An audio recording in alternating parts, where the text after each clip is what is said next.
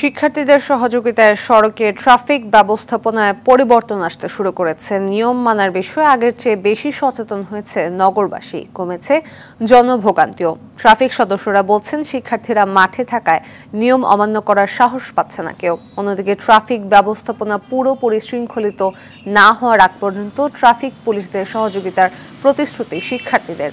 11 দফা কর্মসূচিতে গত 6 আগস্ট থেকে টানা 6 দিন কর্মবিরতিতে ছিলেন পুলিশ সদস্যরা। এ সময় ঢাকা সহ সারা দেশের ট্রাফিক ব্যবস্থাপনার দায়িত্ব কাঁধে তুলে নেন শিক্ষার্থীরা।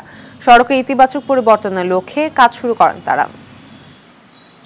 সর্বোচ্চ চেষ্টা করতেছি এবং তাদেরকে পাশে আছি এবং তাদেরকে মোটিভেট করতেছি যাতে সড়কে যান চলাচল আরও স্মুথ করা যায় এবং সড়ক গতিশীলতা আনা যায়। ভিআইপিরা বিভিন্ন ধরনের সুযোগ সুবিধা নিচ্ছে, এদের জন্য আসলে সকলেরই কাজে যাওয়াটা লেট হয়ে যাচ্ছে বা খুব সময় সাপেক্ষ হয়ে পড়ে।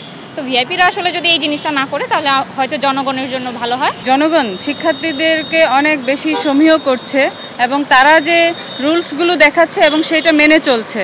দীর্ঘদিনে আমাদের যে আইন না মানার সংস্কৃতি আমাদের এই জনমনে, সেটা কিছু পরিবর্তন হয়েছে এবং আমরা কাজ করতে যেয়ে সেটা উপলব্ধি করছি